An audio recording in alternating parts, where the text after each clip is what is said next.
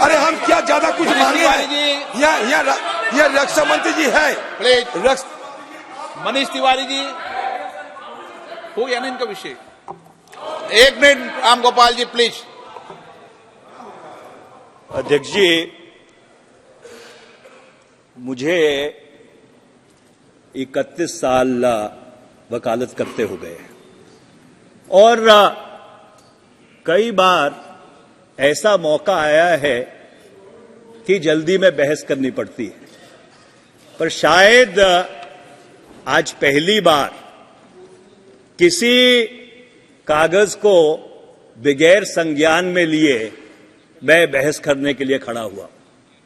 ये बड़ी विडंबना है कि 12 बजे पटल के ऊपर रिपोर्ट रखी जाती है और 2 बजे उसकी बहस लगा दी जाती है।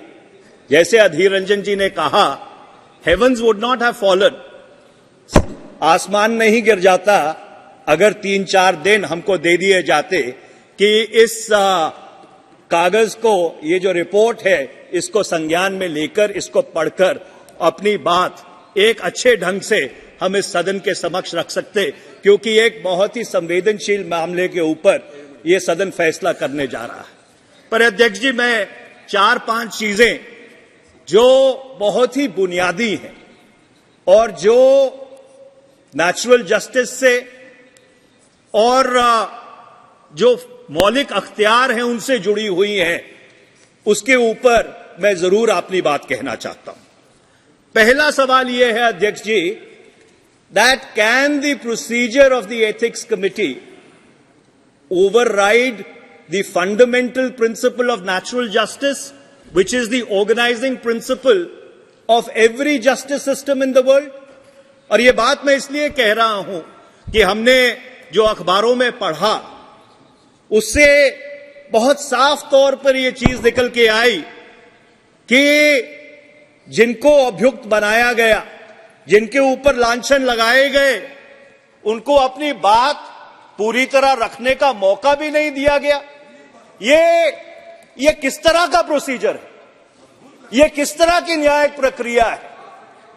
और इसलिए ये जो फंडामेंटल प्रिंसिपल है नेचुरल जस्टिस का, कि जिस व्यक्ति के ऊपर आरोप लगाए जाते हैं, जिसको अभियुक्त बनाया जाता है, उसको अपनी पूरी बात कहने का मौका मिलना चाहिए और जिस व्यक्ति ने आरोप लगाए हैं उसको क्रॉस एग्जामिन करने का मौका मिलना चाहिए। और जहां तक मेरी जानकारी है, जिन लोगों ने आरोप लगाए हैं, ना सुश्री महुआ मित्रा को और ना उनके किसी वकील को उनको क्रॉस एग्जामिन करने का मौका दिया गया। मेरा दूसरा सवाल यह है अध्यक्ष जी, मैंने रूल जो 316D है, rule 316D of the rules of procedure and conduct of business, उसको ध्यान से पढ़ा है। उसमें ये लिखा है, the recommendations of the committee shall be presented in the form of a report. अब मैं एक बुनियादी सवाल पूछना चाहता हूं कि फौजदारी के कानून में 2 चीजों में फर्क है, कन्विक्शन और सेंटेंसिंग में फर्क है। जो एथिक्स कमिटी है वो ये तो सिफारिश कर सकती है कि कोई व्यक्ति गुनाहगार है या बेगुनाह है, पर एथिक्स कमिटी यह सिफारिश नहीं कर सकती कि उसको दंड क्या दिया जाना चाहिए। This is a fundamental distinction. That power lies with this house. The ethics committee at best can make a recommendation that whether a person is guilty और a person is innocent. It is this house sitting as a jury which has the powers to decide the quantum of punishment, Mr. Speaker.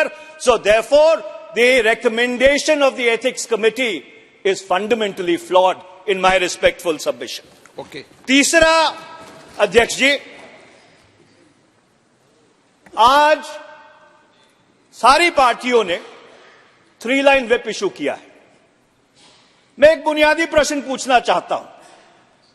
Today this house is sitting as a judge and a jury.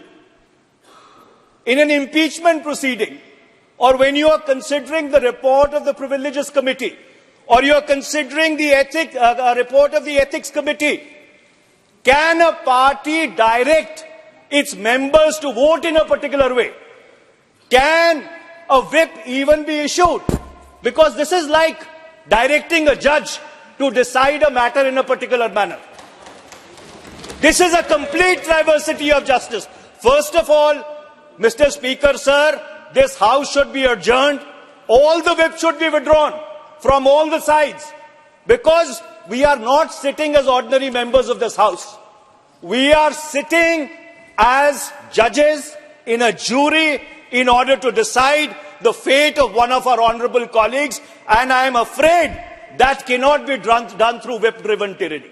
Okay. So therefore, अध्यक्ष जी, अभी मैं खत्म नहीं हुआ, अभी तो बुनियादी सवालों के ऊपर हूं, रिपोर्ट्स पे तो मैं आया भी नहीं हूं, जरा सुन लीजिए, क्योंकि ये बहुत ही बुनियादी सवाल है.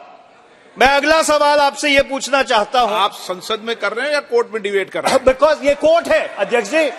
अध्यक्ष जी, today we are sitting as a court, we are not sitting as parliament. Today we are sitting as जजेस to decide the fate of one of our colleagues. We are not sitting as parliament today. We are sitting as a judge and a jury. There is a fundamental distinction between the two. Sir, please. एक minute. माननीय सदस्यगण, ये संसद है, ये court नहीं है. ये आप सीनियर हैं, आप क्या बोल रहे हैं ये आप देखें. आपके बहुत विनम्रता के साथ 4:30. मैं न्यायाधीश नहीं हूं. पार्टनर अध्यक्ष जी, न्यायाधीश नहीं हूं. अध्यक्ष जी, सभापति हूं. अध्यक्ष जी, मैंने पिछले 4.5 पौने 5 साल में कभी आपकी बात नहीं काटी. आपकी हर रूलिंग को सर माथे पर रखा है. पर आज ये दुर्भाग्यपूर्ण बात है, पर मुझको आपसे डिसएग्री करना पड़ेगा, क्योंकि आज हम एक संसद के रूप में नहीं बैठे हैं. Today we are sitting as a jury, we are sitting as judges to decide the fate of one of our colleagues. My next question, Mr. Speaker, sir. माननीय सदस्य, एक प्लीज. इस जुडिशली में और सभा में अंतर है. आप वरिष्ठ अभिवक्ता हैं. मैं यहां निर्णय नहीं कर रहा, यहां निर्णय सभा कर रही है. आप गलत तरीके के तर्कों को यहां पर मत रखिए. ये रिकॉर्ड में जाती है चीजें. आप गलत तरीके से. मैं न्यायाधीश नहीं हूं, मैं सभापति हूं और निर्णय करेगी सभा. निर्णय करेगी. और हमने किसी के लिए ऐसे ही आपने कहा. इसलिए आपने मेरी बात तो थोड़ी कहा है कि ऐसे ही वोट करो. हमने तो विप किया है प्रेजेंट करने के लिए. एक मिनट प्लीज, एक मिनट बैठिए. ये सभा निर्णय कर रही है, और जब सभा निर्णय करती है तो सभा निर्णय करती है. प्लीज. मैं बहुत अदब और सत्कार के साथ एक बात पूछना चाहता हूं. क्या एक न्यायमूर्ति को या न्यायाधीश को यह कहा जा सकता है कि नहीं be directed to decide in a particular manner? आप 10th शेड्यूल के तहत जब व्हिप इशू करते हैं, you are virtually directing your members to decide in a particular manner. This is the complete antithesis of natural justice. It is the complete antithesis of natural justice. The fundamental principles of natural justice are being thrown to the winds in this House. I would urge you, Mr. Speaker, sir, that the whip needs to be withdrawn, because we are sitting as a jury. The whip needs to be withdrawn. आप अभी disturb.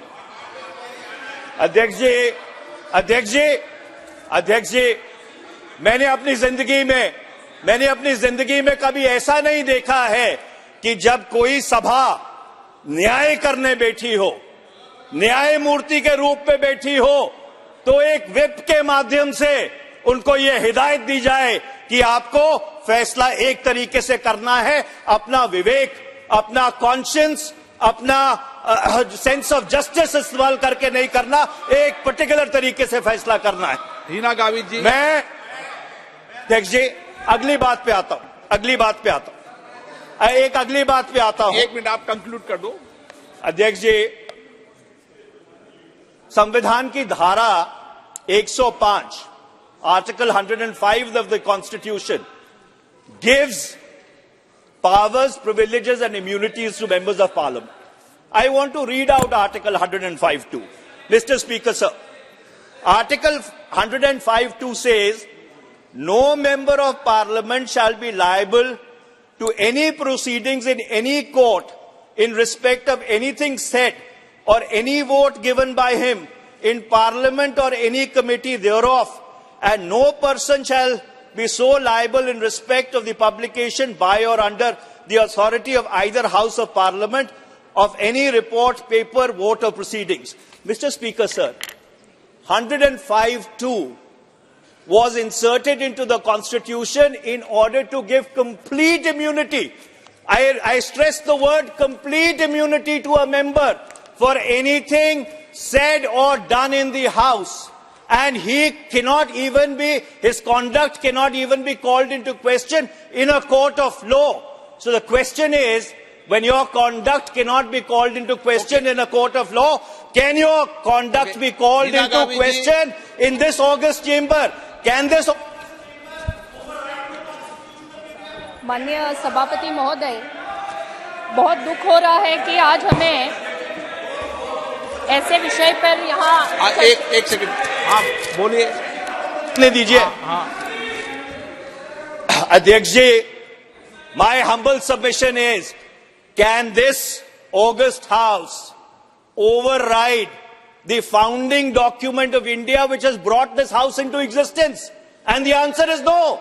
Article 105(2) gives immunity, absolute immunity for anything done in the House. And my last point, Mr. Speaker, sir, when the Supreme Court of India interpreted Article 105(2) in P.V. Narasimha Rao's case, they clearly and absolutely said that anything done in this House, even if it is allegedly actuated by bribery, cannot be called into question in any court of law. So therefore, Mr. Speaker, sir, these proceedings should not have been held, and I would urge you to withdraw. बहुत दुख हो रहा है कि आज हमें